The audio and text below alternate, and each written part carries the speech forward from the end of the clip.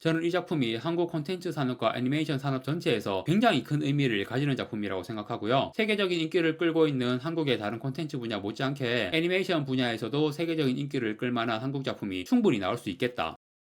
안녕하세요. 다양한 대중문화 콘텐츠를 리뷰하는 남자 머민입니다. 이번 영상에서 리뷰할 작품은 2025년 5월 30일 공개 넷플릭스 국산 장편 애니메이션 이별의 필요한입니다. 넷플릭스에서 처음으로 제작한 한국 장편 애니메이션 작품이에요. 한국이 이제 명실상부한 문화 콘텐츠 강국이라고 할 수 있고, 특히 넷플릭스 같은 글로벌 OTT 플랫폼의 영향으로 한국 콘텐츠의 세계적인 영향력이 크게 올라갔다고 할 수 있습니다. 사실 넷플릭스 같은 글로벌 OTT가 각 나라의 콘텐츠 산업에 끼치는 영향이 긍정적인 측면하고 부정적인 측면이 복합적으로 존재하고 있잖아요. 저는 특히 넷플릭스의 독점적 영향력에 대해서도 좀 우려를 하고 있는데요. 현재 시장에서 수많은 OTT 플랫폼이 경쟁하고 있지만 각 플랫폼에서 오리지널 콘텐츠가 나왔을 때 넷플릭스 콘텐츠의 영향력이 너무 압도적이에요. 과연 앞으로 넷플릭스를 상대로 살아남을 수 있는 OTT가 몇 개나 될까? 다른 경쟁 OTT도 그렇지만 현재 가장 큰 타격을 받고 있는 건 영화관이고요. 이미 한국의 유명한 영화 감독 중 상당수가 극장 개봉 영화보다는 넷플릭스 작품을 더 많이 찍고 있는 현실입니다. 앞으로 콘텐츠 산업이 넷플릭스 독점 구조로 공고화되면 많은 부작용이 있지 않을까 걱정이 좀 되거든요. 그런데 넷플릭스를 통해서 한국의 문화 콘텐츠 산업이 큰 수혜를 얻고 있는 것 또한 사실입니다. 이미 한국 콘텐츠가 넷플릭스의 비영어 콘텐츠 중에서 전 세계적으로 가장 큰 수요를 이루는 콘텐츠가 되었고요. 한국의 문화 콘텐츠가 세계에 많이 알려지면서 한국이라는 나라 자체가 세계에 많이 알려지고 영향력도 커지는 효과도 생겼죠. 앞으로 올 수 있는 부작용에 대해 우려를 하더라도 당장은 넷플릭스를 통해서 한국 콘텐츠 산업이 더 성장할 수 있는 기회는 잘 활용을 해야 한다고 생각합니다. 자, 한국이 문화 콘텐츠 강국인데 애니메이션 분야에서는 아직 큰 힘을 쓰지 못하고 있습니다. 바로 얼마 전이었죠. 5월 25일에 2025 크런치롤 아니메 어워즈가 열렸는데 나 혼자만 레벨업이 최고상인 아니메 오브 더 이어를 비롯해서 두관왕을 했어요. 이 결과에 대해서 말이 좀 나오고 있긴 하던데, 아무튼 나온랩이라는 애니 자체가 서양권, 특히 미국에서 굉장한 인기를 끈 건 사실이고요. 나온랩 웹소설, 웹툰이 다 한국 작품인데 정작 애니메이션은 일본에서 만들었어요. 한미일 합작 작품이라고는 하지만 사실상 일본 애니메이션이고요. 소설, 만화, 게임 등 애니메이션으로 제작할 수 있는 좋은 국산 IP들이 많은데 정작 나온랩 같은 애니를 일본에서 만들어서 대박이 터진 현실이 매우 씁쓸하게 느껴집니다. 뽀로로나 티니핑 같은 유아용 애니메이션이 아니면 확실히 국내에서 애니메이션의 시장성은 약한 편이에요. 그런데 OTT 시대가 되면서 애니메이션에 대한 접근성이 굉장히 높아졌고, 특히 글로벌 시장까지 폭넓게 수요가 형성되었기 때문에 애니메이션 산업을 성장시킬 수 있는 좋은 기회의 발편이 마련이 되었다고 볼 수 있거든요. 그리고 넷플릭스가 드디어 첫 번째 한국 장편 애니메이션을 내놓았습니다. 그게 바로 이번에 리뷰하게 된 이별의 필요한입니다. 공개된 후에 반응이 굉장히 좋습니다. 한국에서는 탑10 순위 상위권에 바로 들어왔고, 일본, 대만 이런 아시아권 국가에서도 탑10 안에 들었네요. 평가도 굉장히 좋은 편이고요. 이 애니메이션은 한지원이라는 1989년생 여자 감독이 만들었습니다. 2021년에 나온 그 여름이라는 애니메이션이 대표작이고, 한국에서 애니메이션 감독으로 활동하며 크게 상업적인 성공을 거둔 적은 없지만 만드는 작품들에서 굉장한 가능성을 꾸준히 보여주었고, 결국 넷플릭스가 이 감독에게 투자해서 넷플릭스의 첫 번째 한국 장편 애니메이션이 나오게 된 거죠. 앞에서도 말했듯이 넷플릭스 오리지널 콘텐츠의 영향력은 다른 OTT나 그 외 플랫폼의 콘텐츠들과는 비교 불가, 그냥 압도적인 수준이에요. 넷플릭스에서 이 감독의 신작이 나왔다는 것, 이 감독이 만든 이전 작품들과 비교해서 정말 압도적으로 많은 사람들이 이 작품을 보게 된다는 의미거든요. 당장 저만 해도 한지원 감독 작품을 이번에 처음 본 거였고, 아마 이제부터 한지원 감독의 인생이 크게 달라지겠죠. 작품도 굉장히 재미있고 완성도 높게 잘 나왔기 때문에 감독의 팬도 생길 테고, 타기작에서 더 대단한 작품을 만들 기회도 생길 겁니다. 어디선가 성급하게 한국의 신카이 마코토 이런 별명을 붙여줄 수도 있을 거고요. 그런데 막상 이런 별명이 붙게 되면 감독 입장에서는 좋기도 하고 싫기도 할 것 같아요. 다른 몰라도 일단 신카이 마코토라면 현재 2D 장편 애니메이션 분야에서는 세계 최고 명성의 감독이지 않습니까? 그야말로 정점. 당연히 한국의 신카이 마코토 이런 별명이 붙는다면 그 자체로 매우 영광스러운 칭호라고 볼 수 있죠. 그런데 이 장편 애니메이션 시장에서는 신카이 마코토 감독의 영향력이 너무 크기 때문에 이 감독의 작품과 비교되는 자체가 너무 뻔한 관점의 평가로 받아들여질 수 있어요. 이별의 필요한이라는 애니메이션을 보면서 느낀 게 뭐냐면, 감독이 자기만의 오리지널리티를 확립하기 위해 굉장히 노력했다는 느낌? 그래서